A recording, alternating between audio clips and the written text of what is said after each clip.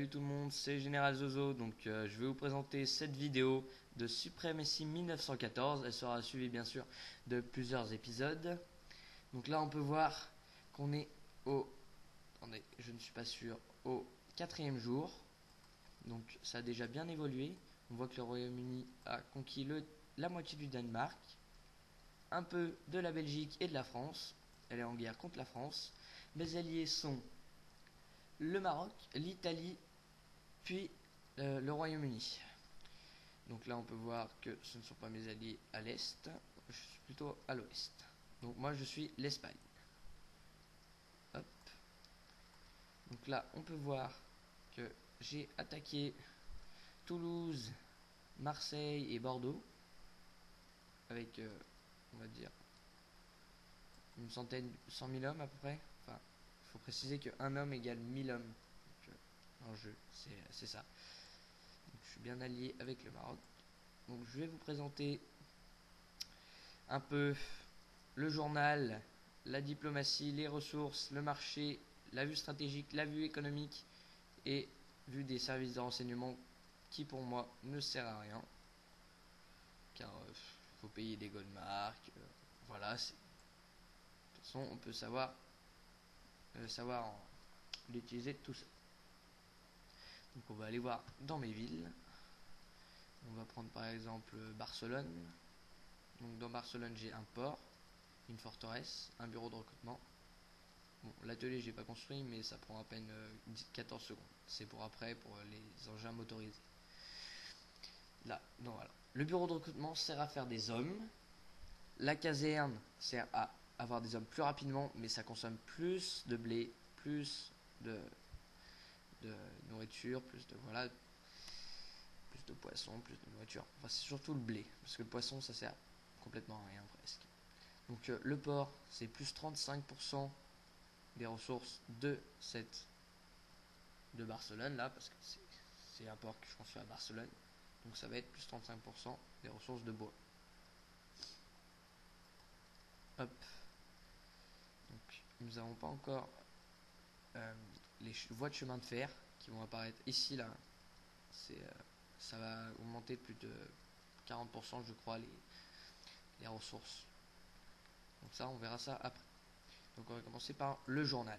Donc le journal, il y a le jour et le numéro de la partie en haut à gauche. Donc là on est jour 4.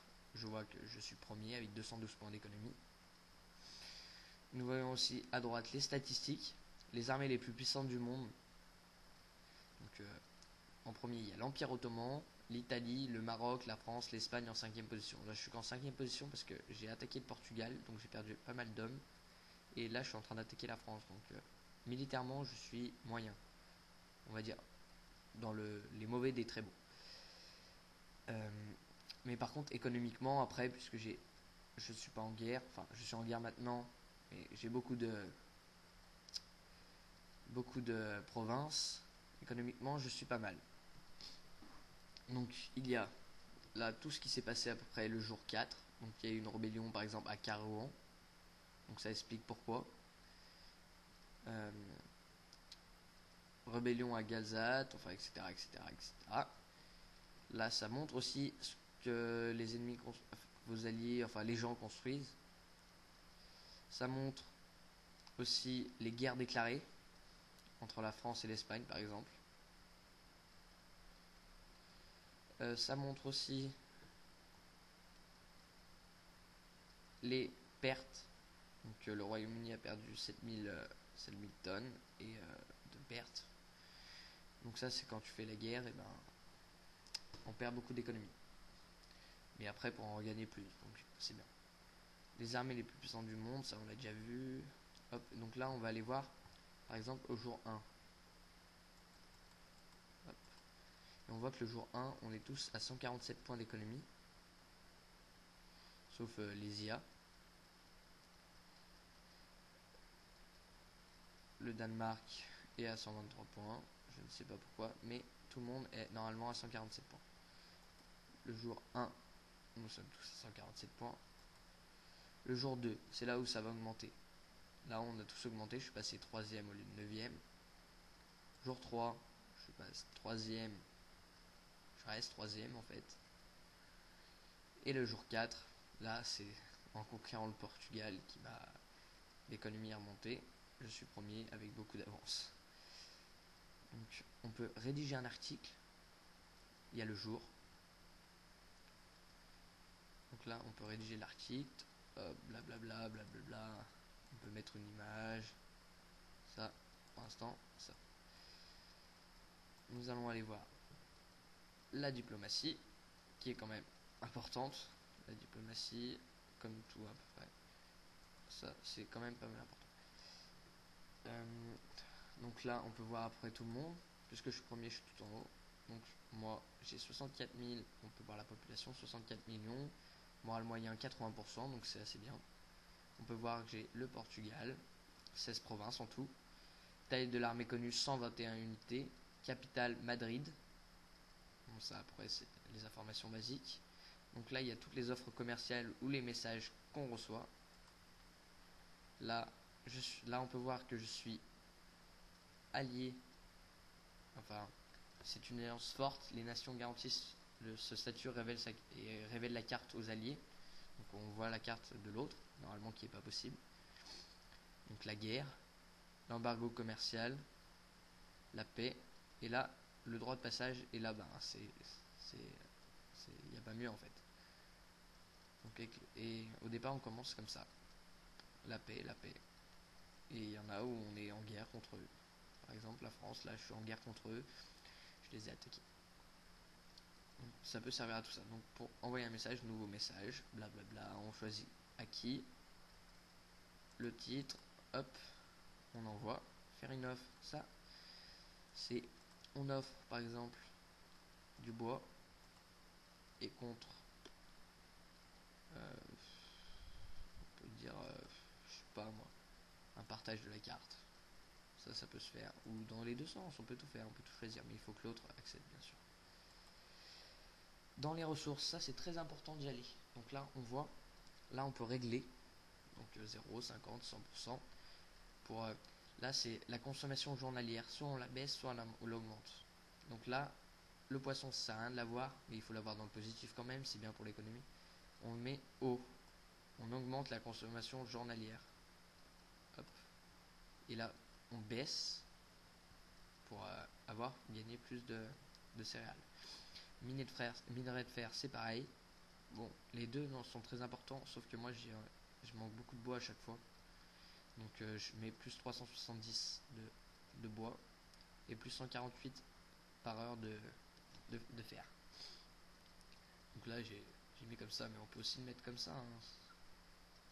Hop, on peut mettre jusqu'à 511 de fer par heure. Et je garde comme ça. Donc là c'est ce qui me manque, le pétrole et le gaz. Pour l'instant c'est ce qui me manque, j'ai pas de province avec du pétrole et du gaz. J'ai juste du charbon. Donc j'ai mis, là je pourrais mettre beaucoup pour gagner beaucoup plus du charbon, 229. Sauf que j'essaye de mettre le plus bas possible pour diminuer hop, attendez, hop, diminuer le pétrole, la consommation journalière du pétrole. Je vais y arriver. Voilà. Là, l'argent qu'on gagne par heure.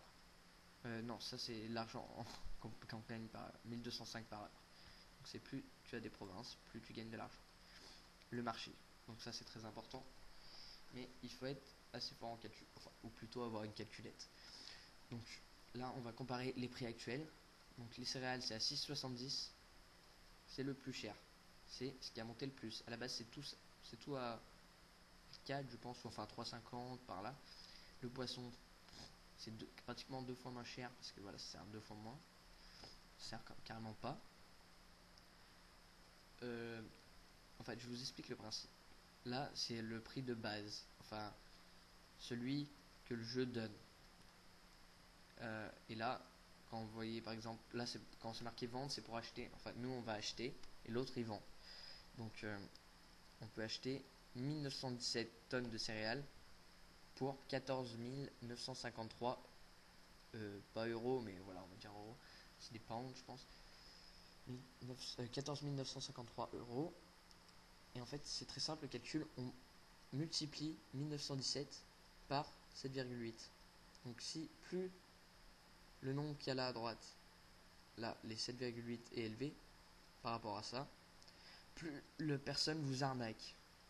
Par exemple, c'est pas comme ça qu'on peut voir que là 5,9 c'est vraiment pas mal, c'est vraiment voilà. Donc là 3,8 c'est vraiment super. Là 5,9 pour 11 000 de céréales c'est vraiment pas mal. Donc là pour 9 971, si en vrai si c'était à 6,70 ça serait bien plus cher, ça serait dans les 15 000. Donc c'est facile, vous prenez une calculette, c'est pareil pour tout. Donc là vous voulez acheter, vous mettez ça, hop, vous choisissez ce que vous voulez acheter, la quantité et le prix maximum. Donc le prix maximum vous mettez par exemple 3,5, c'est comme là, ici là, comme le truc à droite. Et vous verrez un nombre qui s'affiche. Donc là il y a les offres d'achat que j'ai fait et les ordres d'échange excusez-moi, que j'ai acheté et les offres de vente aussi. Voilà. Hop. Il y a la vue stratégique. Là on est déjà en vue stratégique, en fait c'est qu'on s'en fout des ressources, mais c'est plutôt militairement. La vue économique, c'est hop, on va voir que à Madrid ça produit du blé, à Burgos ça produit du fer, à Saragosse ça produit du bois, à Barcelone ça produit du bois, là ça produit du poisson, là du charbon, et voilà, etc. Hop. Donc là on voit nos provinces, on voit ce qui se passe à l'intérieur, c'est en train de construire, où il y a une caserne. Hop. Donc là on peut voir qu'il y a une caserne ici. On peut voir qu'il y a une caserne ici, à Burgos, à Barcelone. Et voilà. Donc là il y a le rapport du jour. Donc là c'est l'espionnage, un peu tout ça. Franchement, là c'est facile, vous arrivez là, vous recrutez, vous licenciez, rapport du joueur, vous choisissez. Moi franchement ça je suis pas super fan de ça, c'est pas très précis, ça peut servir, mais voilà, après les god marks il faut les acheter avec l'argent. Donc je vous le conseille, mais voilà, c'est un risque et péril. Hop, gestion des provinces, espionnage, en fait c'est ce qui est en bas. Donc on met en vue stratégique. Et là on va voir comment les troupes se produisent. Là on peut voir que le recrutement d'infanterie c'est plus 50%, et là c'est plus 100%, donc c'est à la base plus 150%. Donc ça c'est facile. Donc j'ai oublié de vous dire aussi, pour la consommation journalière, c'est en fonction du niveau de la caserne, on peut la désactiver ou l'activer, c'est comme on veut. Et pour le moral de la ville, c'est la forteresse. Donc la forteresse, il y a 5 niveaux. Donc j'ai pas, enfin j'ai des forteresses, mais pas niveau 5, c'est juste niveau 1. J'ai pas encore de niveau au-dessus. Donc je pense que ça va être bon pour cette vidéo. On se retrouvera pour un prochain épisode où là on va voir qu'est-ce qui est bon quand on commence une partie, qu'est-ce qu'il faut construire directement, qu'est-ce qu'il faut faire, quelles sont les stratégies à prendre. Donc je vous dis à la prochaine. Au revoir.